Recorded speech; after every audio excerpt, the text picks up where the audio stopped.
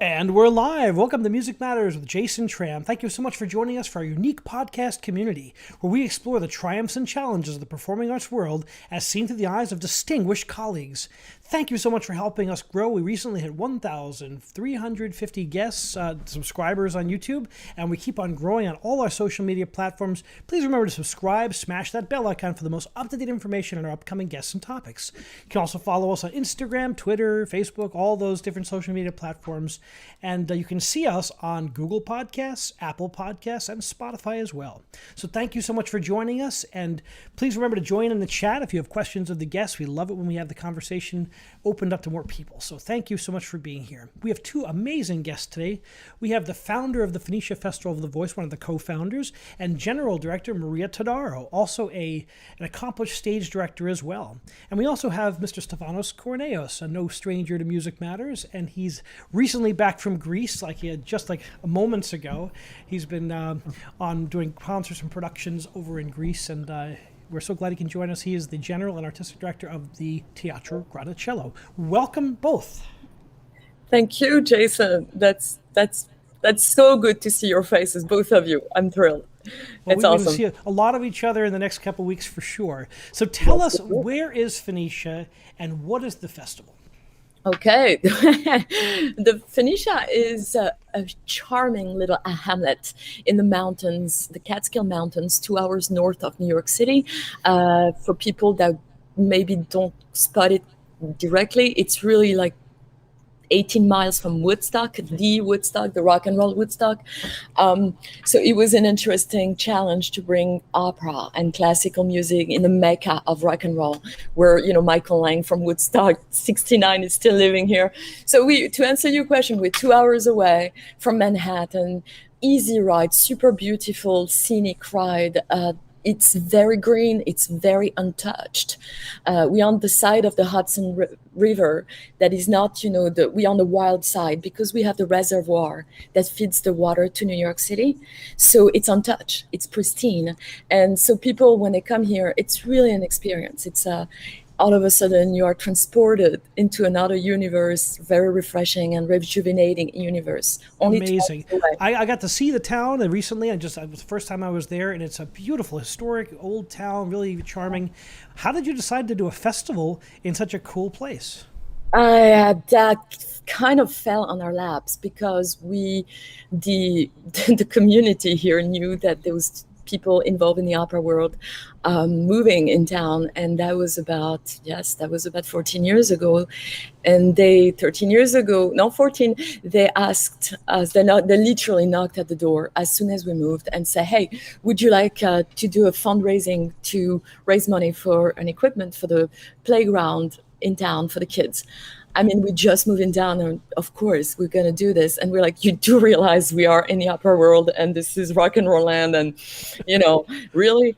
And so we accepted, and we built a little choir. You would appreciate this, Jason. We said, you know what, if we want to do a fundraiser, if we have a choir, I do a workshop, a really quick workshop, free, 4 hours. You learn Carmen, Todaro song and a few things. And then you sung with us on stage, even if you have zero experience, and everybody played the game, and then everybody brought 4 or 5 people. So guys, I mean, to our great stupefaction, when we thought we would have 30 people there, we got 800 people, and it was raining. Wow. Yeah, we were talking before about the rain. It was raining and they stayed, and the kids were there. And so this is really how the festival started.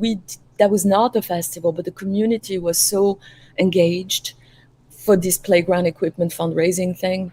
Now you keep saying we. Who's the other half of that artistic equation? So Louis Odi is the artistic director. He moved here too, and there was another person. I mean, there's been a lot of artists that commingled in this project since, but Louis Odi and me moved here, and the co-founders, and then we got Justin and Barbara Kolb that joined us, fabulous international pianists, etc., who participated to that fundraiser. So that's kind of the we.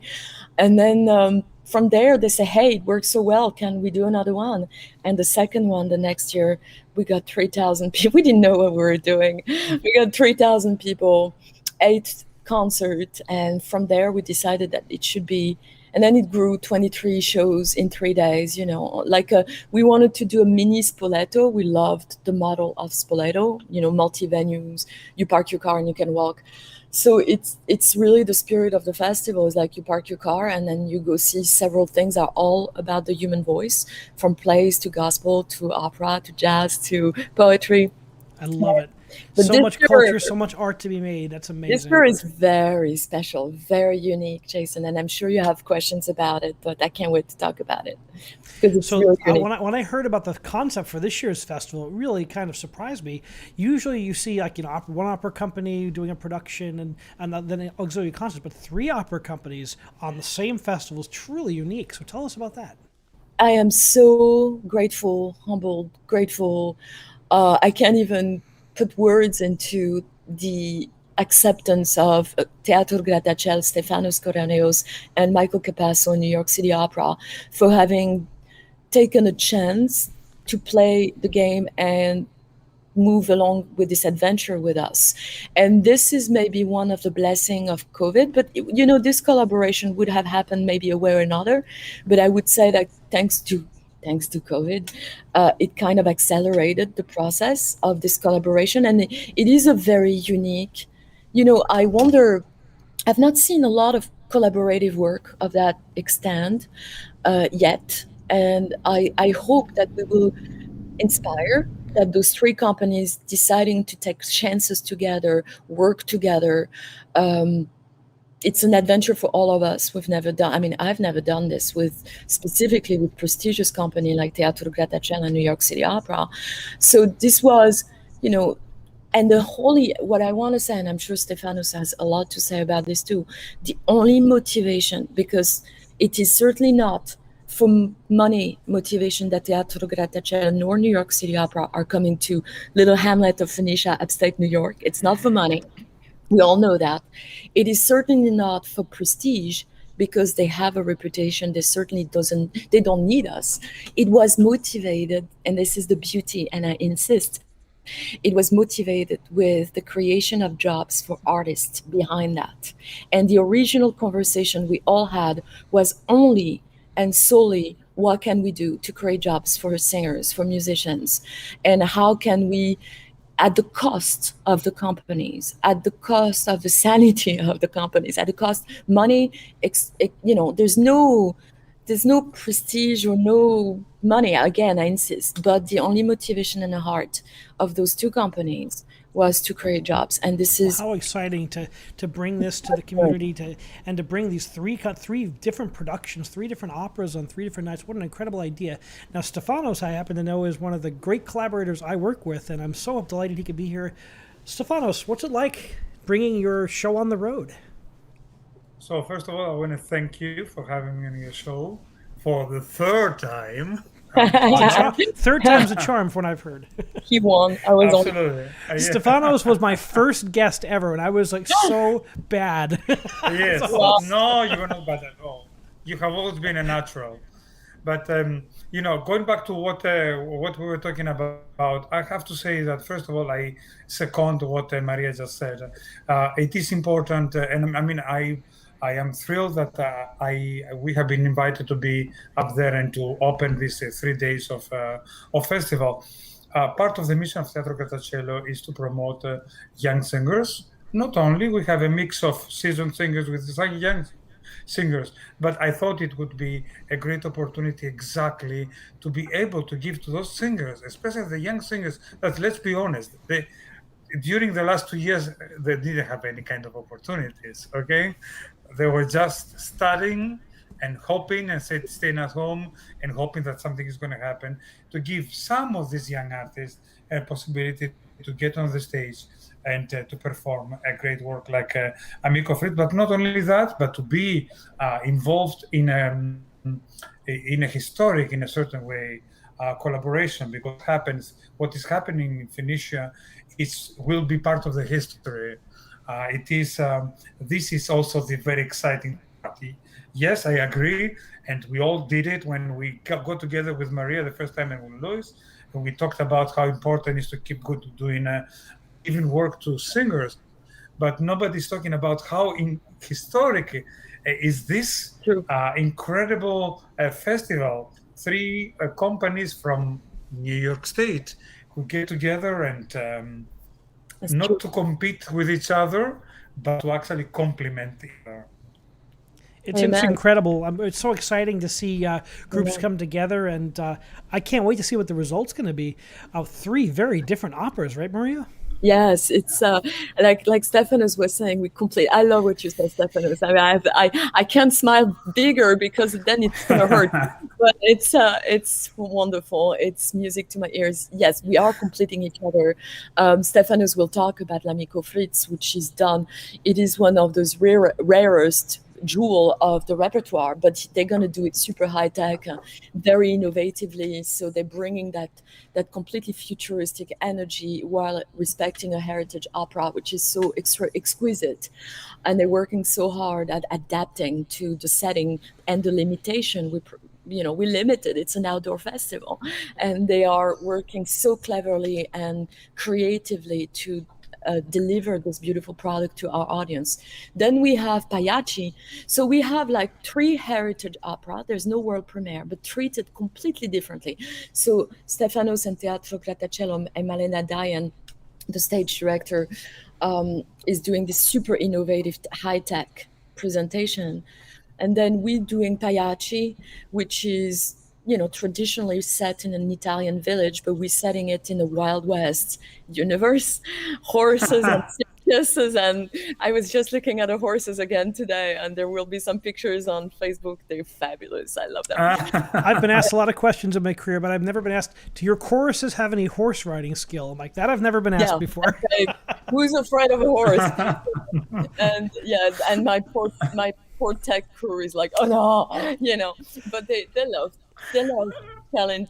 They love challenges, so I'm not sorry for them. And then, speaking of challenges, now not only are you the general director of this Phoenicia Festival, you're also the stage director. So tell us about this Wild West theme. How did you come up with this theme, and what do you? And then, absolutely. And then I want, if you allow me, I'm just gonna say about New York City Opera and their Payachi also. But I will come back to your question. What they're gonna do is insane. They're bringing exquisite. They're presenting a much more, I don't want to say traditional because there's nothing traditional in their presentation. It's we all have shortened we have reduced our version. L'Amico Fritz is a reduced version, 90 minutes. Payachi is 90 minutes anyway. And Rigoletto, that New York City Opera will present, is a 19-minute version, but they have this exquisite narration from that exquisite actor that will narrate. But they're bringing all those very authentic operatic costume from the Eastern Bloc that are spectacular. So the three presentations are so different. Now, while the Wild West, why not? But no, it's Payachi is one of those things that you can set in it doesn't matter. It's one of those opera that you can do whatever you want with, because what matters is the interaction of the people. It's an emotional, it's an emotional opera, not a historical like some of the Verdian or Tosca, who's like so dated. It's like we have dated opera, but where the creativity of where you can set it is this one. Why not? And also, but the main inspiration was the nature that we will have around us. And when you look at the mountain, the trees, where people will be, it gave me an opportunity to incorporate and immerse completely our choristers with the audience, and make believe of the audience that they are really, because it's a play in a play, Payachi, right? So it was an opportunity to use a little bit our natural resources and incorporate them as a set. So we're using the whole field basically, and the mountains and everything. It's so special. I took a tour of the field. Louis showed me the field, and it was such a stunning place. And you have the mountain right in the background. It's like a natural kind of projector out there. That's right. What's it like to produce on that big tent, and what have you learned by doing this for almost 14 years? So if I wanted to give you an intelligent response, I would say, "Oh, we got it." We saw like 13 years later. But every year there's a new challenge and a new adventure that we did not plan on. What we have learned about the field is that naturally, like you said, there is a natural acoustic. So for the people that are afraid that we would pervert the sound with the microphone, no, no, no. We are miking mostly for the singers that they can have a return, that they don't scream blood when they're singing to hear the voice because there's no bouncing wall. But we mildly mic because naturally the voices go there. And there is a visual phenomena in the field that wherever you are in the field, you can see the stage. There's kind of that weird optical. So we learned that. We learned also that at 5 o'clock, all the dragonfly come and they eat the mosquitoes. Yay! That's so awesome. We learned that it's hell to put something outdoors. If people don't know, we will work hard to create an experience that when you come with your picnic and your bottle of champagne and your blanket and you're going to sit, you won't see the squeaky wheels in the back. But the truth is that it is demanding for the artist. They're singing outdoors, they're changing in tents. It's not air conditioned, it's challenging. They cannot warm up as they would because they will warm up. They all warm up. But you know what I mean? It's not ideal condition for opera. And so, yeah. Go ahead. I think it's so exciting because, I think the summer festival season is such a great way. What makes it special is the location being unique, and you have such a beautiful historic location.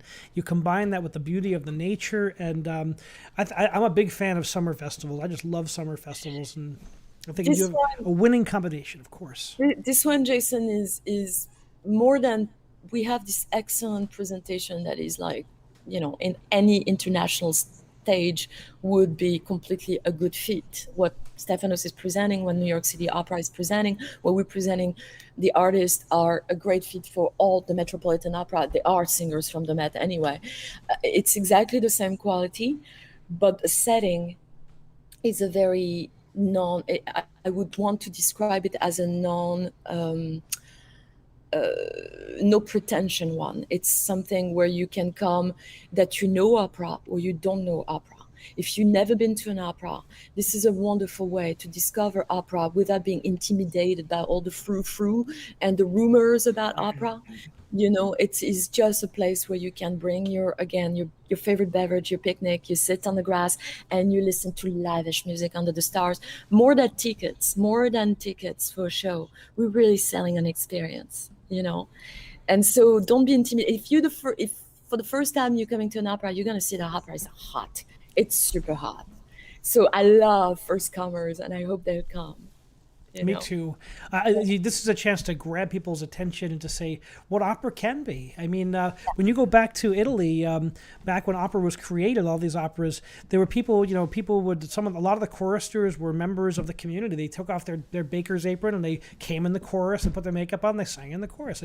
And people would go in the European festivals. People go to the festival. They change their boots. They go to the show. I mean, it's for the people, and I love that. Yeah. It is. You're describing exactly our story. I mean, as you know, our choristers, except for the ones, the beautiful one you're going to bring, are the people that live in that village. And our ushers and everybody that's working in a village of 300 people, we have 189 volunteers. And some are choristers, so it could not be more a community affair, that thing. So it is, and you feel the love. When you come, you feel that this is their festival more than any of us festival. Becomes a source of pride for a community, and what a special opportunity to come together.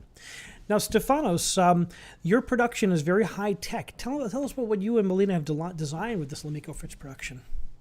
So, Amico Fritz started first of all as an idea because I wanted to present this opera for many reasons, and then once we were done with our casting. The next step was to choose an artist that we wanted to work with. And we chose an artist that comes from Argentina. Her name is Guadalupe Marin. And once we had decided what the mood of the opera would be, we commissioned those video arts where they are the main theme of the opera, of the visual part. So practically, what we are doing, and this is another part of the experience, is we are connecting the opera to other art forms such as video art, multidisciplinary art, live feed, painting, etc. Beautiful. And So that's going to be so visually appealing to the audience. We're such a visual society. yeah. It's more than it's actually part of the storytelling. It's not only we are practically taking the audience through the experience of singing, acting, but together with interconnected. In other words, with everything that is happening on the videos and on the live feeds. We work with some people from Culture Hub in New York, where we practically, scene by scene, minute by minute of the opera, we are creating a whole story through video art, live feed, in other words, cameras that in real time they are filming the actors. Their images go through a computer, they get elaborated, and they get projected on the screen together with everything else that's happening on the stage. So it's practically part of our storytelling. We have pre-filmed some things on green screen, um, and yeah, it's practically, it's going to be a visual um, It's so complete exciting. experience. I mean, Yes. I've followed all of the work that Teatro Grattacielo did over the pandemic, and the amount of different experiences you had with filming and the experiments you took. So, what have you learned by doing these experiments, and what can the audience expect to see at the festival? So the first thing that I have learned is that you can take a rare opera, because Teatro Grattacielo has as its mission rarities, and uplift it to something that gets a little bit more attention of from people that they might not think they like opera. Um, and it's always a challenge to win somebody who is not familiar to opera, who thinks that the opera is just for very few people, to come to see something that is not standard rep. Um, and this has been a challenge for quite a few years, because I have been involved as a singer with Teatro Grattacielo for quite a few years. So when I took over as artistic director, I thought to myself, I love the mission of this company. I would like to continue presenting operas that maybe two, three, four, five, 10 generations in New York have not heard, but I need to find a way to make them more appealing, not only to the hardcore opera lovers, but to everybody else. Um, and so that's why arts and video art and multidisciplinary arts came in, because I feel like this is a happy marriage in between art forms. And in this way, we can actually educate the New York public, and not only into not listening only to Bohème, to Aida, but to something a little bit more diverse and rare. I'm a big fan of the Verismo rarities and a lot of the rep you've performed, because I find that those pieces shed light on the more famous masterworks that everybody knows. I just find them incredibly enlightening. Yeah, and I mean, you hear some of these operas and you wonder how these operas do not have a better representation, because they're glorious pieces of music. For example, Amico Fritz, when I started looking into this piece, many people told me, well, the libretto is very weak. Well, it's very weak if you look at it in a certain way. But if you twist it and you actually dig deeper, it's actually very actual, because it talks about happy coexistence, about love between different religions, about love between people, about acceptance. What's more actual than Amen. an opera like this? You know? Themes Um, that'll be embraced easily by people today. That's incredible. right. That's the whole idea. Uh, Maria, we have a question from the audience. What's the craziest thing that you've had happen in one of your productions, being outside under the elements? Have you had any wild experiences to share? The wildest thing that has ever happened to us. Goodness gracious, everything is wild. So wait, wait, that's a good one. And it's funny, when wild things happen, when you have a good team of pros, they save the day. So it's wild okay, I do have a wild thing. It happened. It just came. There's like a bunch, but I'm gonna tell you guys this one, okay? Because that was crazy cartoon, wild. So last year we did the drive-in. We presented Tosca as a setting, live performance in the drive-in, right? I mean, the audience might not know that, but we did that, and all COVID, you can't touch things, whatever. We're all masked. The protocols up to the wazoo. By the way, this is going to be a super safe festival too. I wanted to say we are taking extreme measure of safety for the audience, for the artists, for the staff.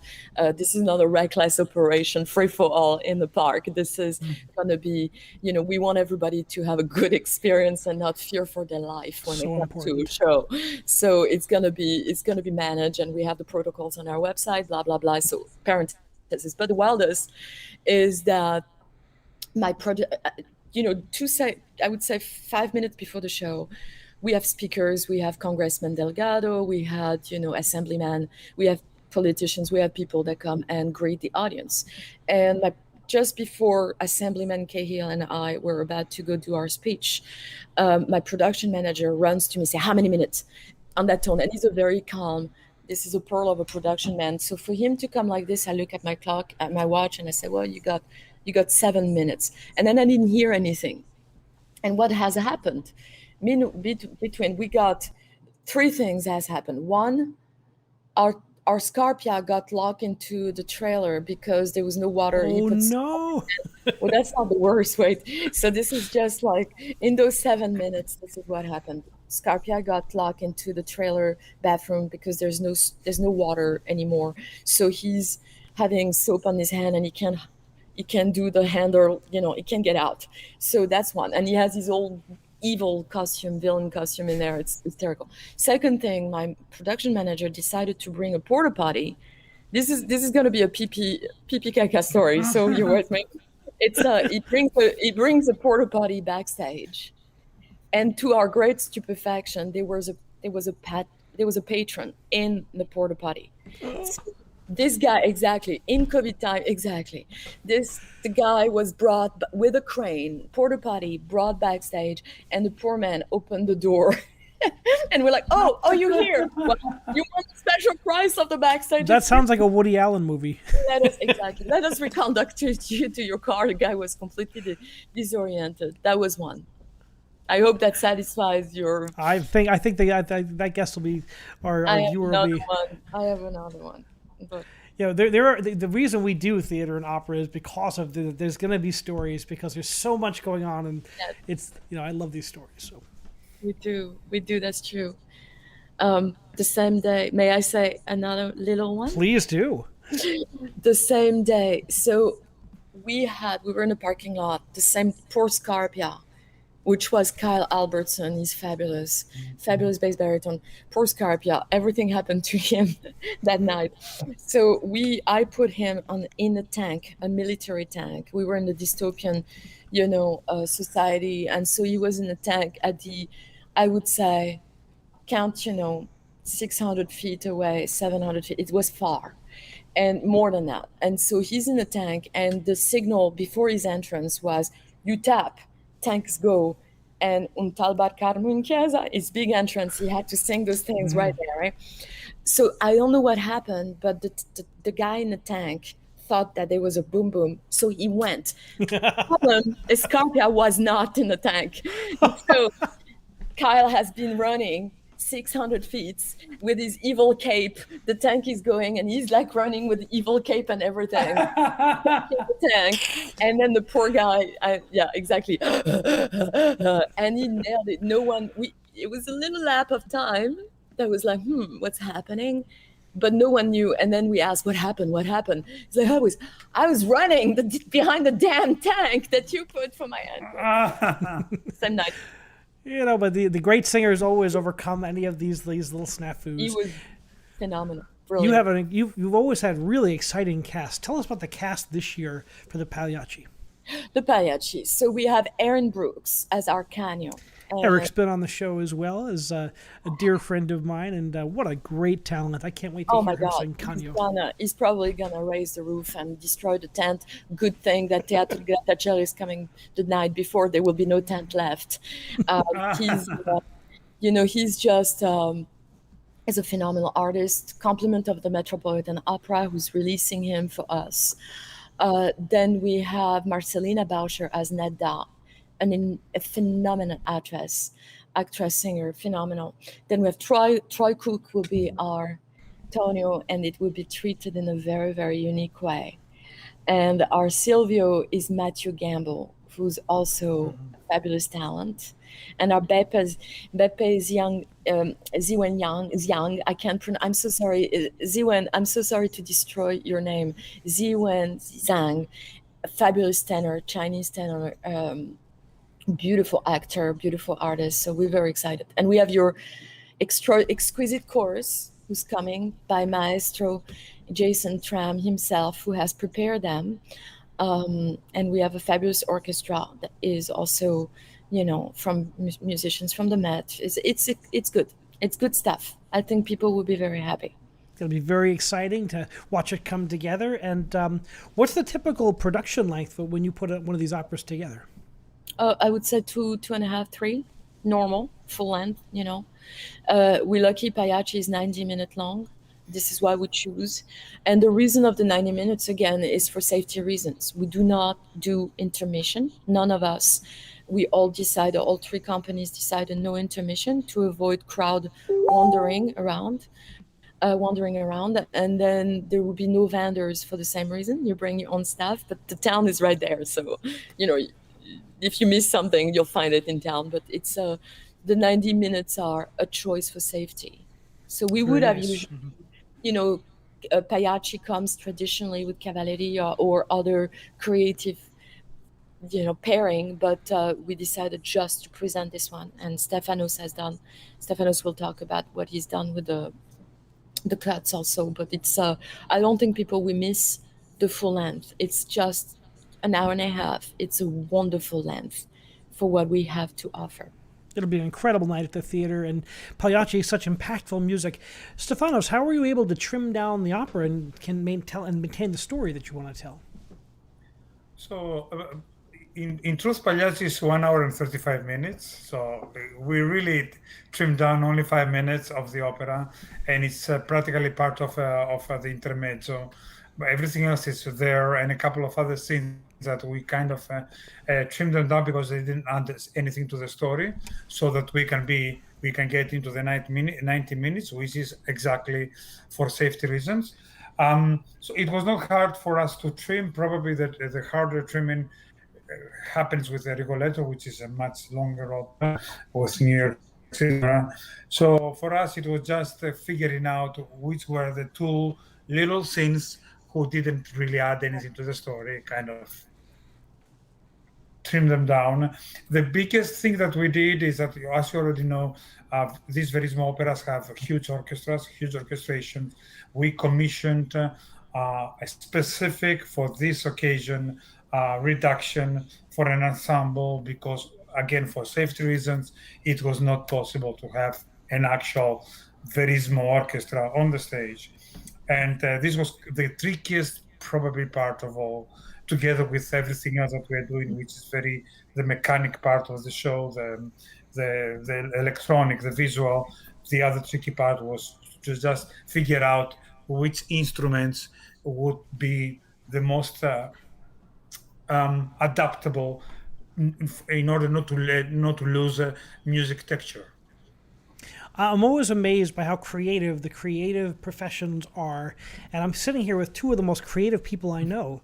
With so many challenges this year, I mean, we've had nothing but challenges for 2 years, right? As artistic people, and look at the work you're both doing to make art come alive for so many people. What are some things that you've each learned about producing in these challenging times? Maria, you start. I start.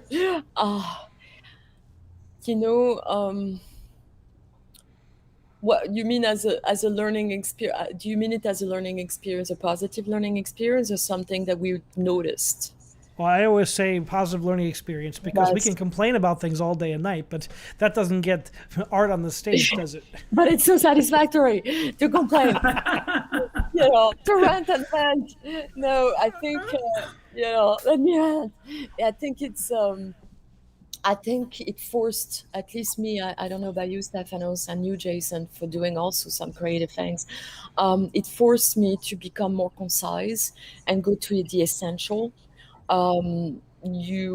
It took, like the same, I think our audience can relate to the fact that their lives, also all our lives, came to what matters, the essential. And in the production perspective and logistics and financial and all other things, we had to be very, I mean, we always did it. And I know Stefanos is very, you know, mindful of anything he does. Is not, we very, for the conversation we have, I think we mind liked when we talked like-minded, when we talk about budget, when we talk about expenses, there's never been through. But I would say this year was a year where I've learned to become more concise, more to the essential, more, and also a little more, I would say, and allow me to try to find the right word. I think it's it's the year where I've stopped apologizing for the arts, and the year where I've said, you know what, it's a year where I had to learn to advocate for what we represent, that we are also, this is our job, this is not our hobby.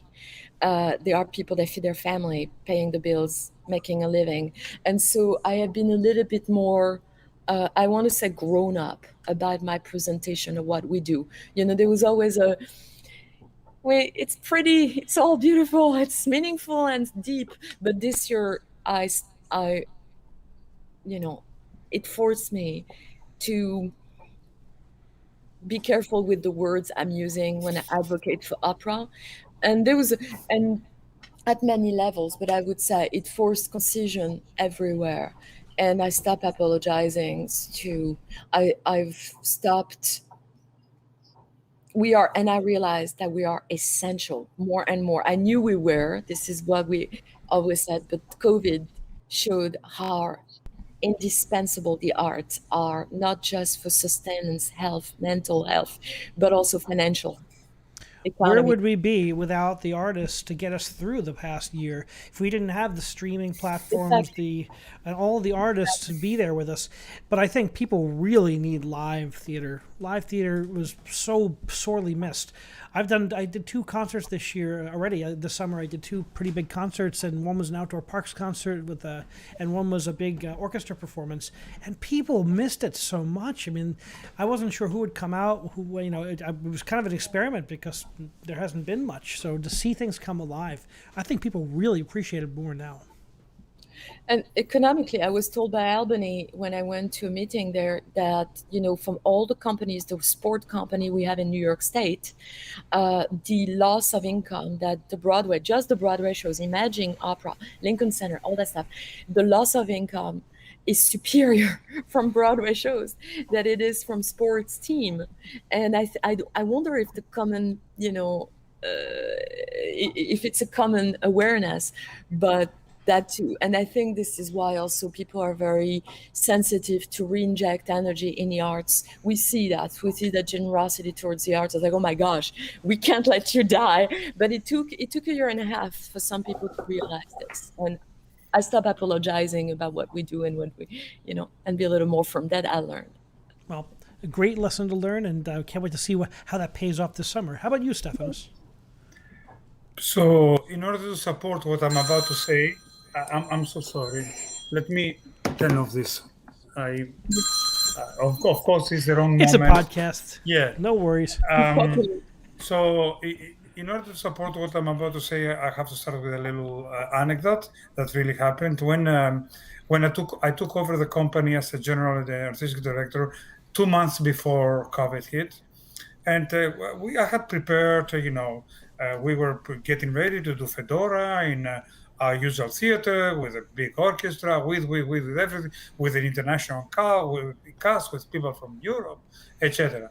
And when COVID hit, my board of directors in a meeting told me, well, at this point we have to do what everybody else.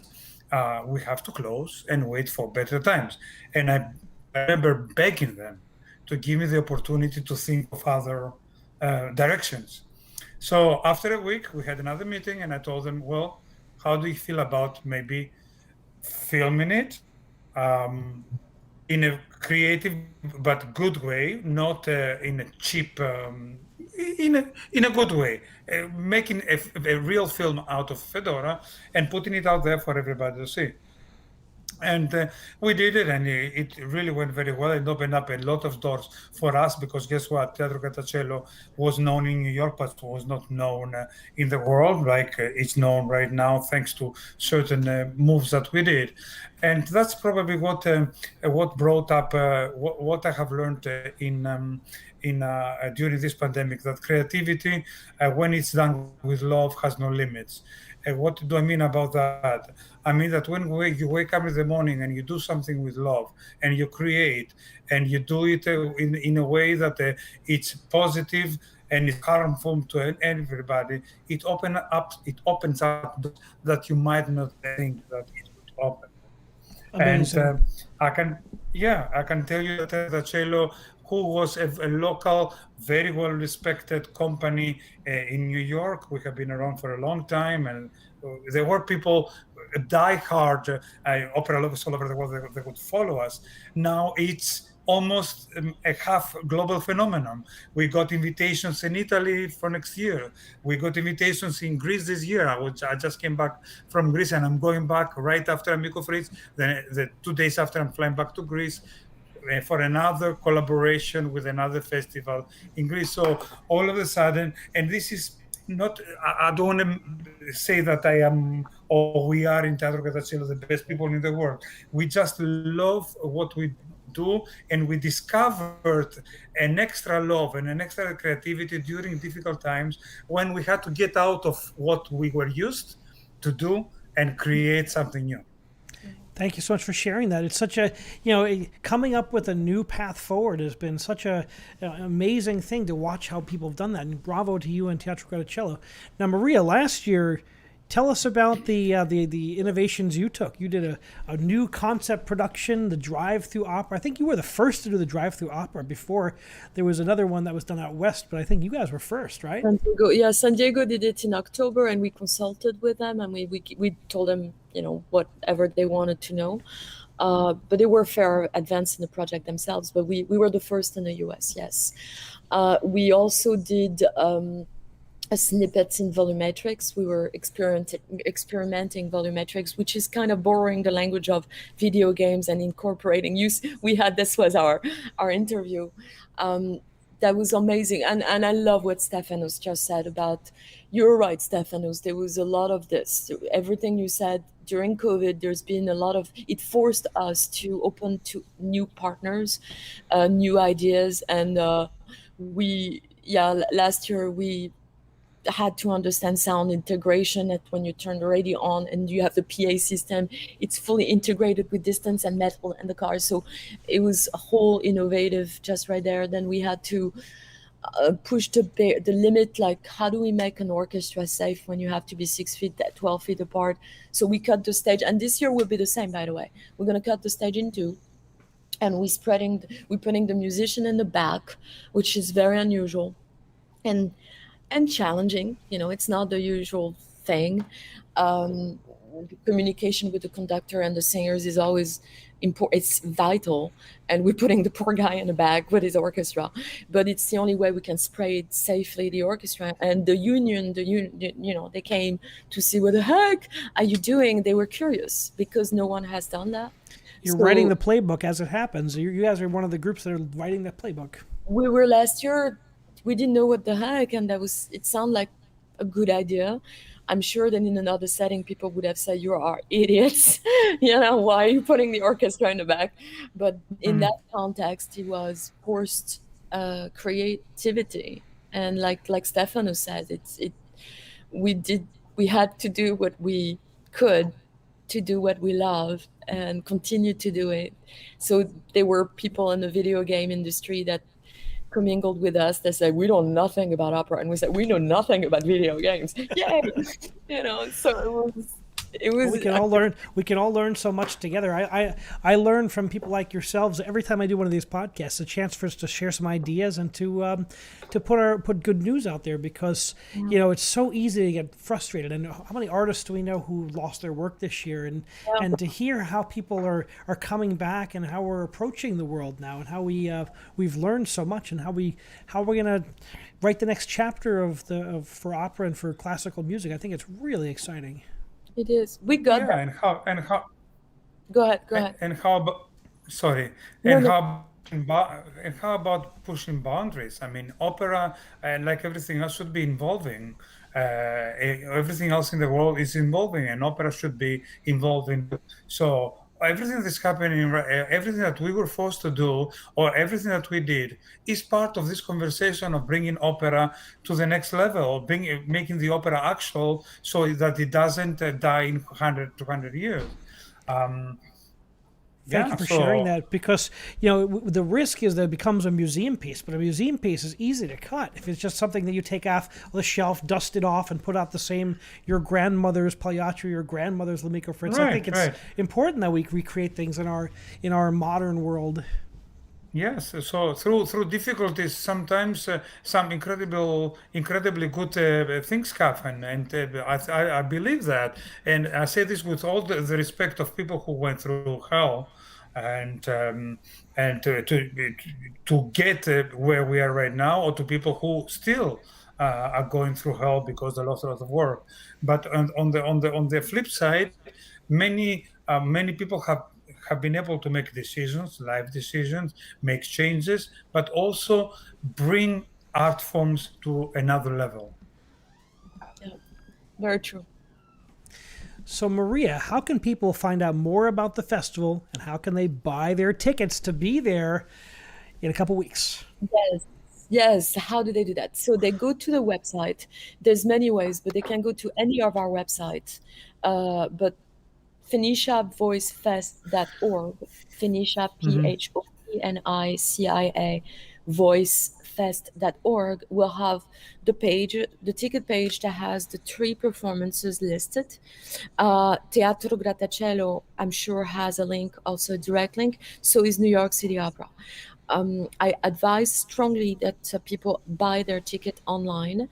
It avoids crowds. It avoids, manipulation and lines. And it's safer, basically. And also the tickets are limited in the sense that we are spreading social distancing. So there might be a moment where we say sorry, but it's sold out. So I would encourage people to purchase ticket online as soon as possible. Tickets are going well, and but there's still room. Don't be afraid, but do it this week. It's important, and we can still take tickets on the spot, but it's recommended to do online. Well, thank you so much. It's such an exciting time to go see live theater and to watch these 2 creative, brilliant people and watch what their companies are building, and you don't want to miss that. So make sure you check it out. Thank you. Anything else you want to tell the audience before we? But you have to go back into meetings and into production. But we do. We have to go work for you guys.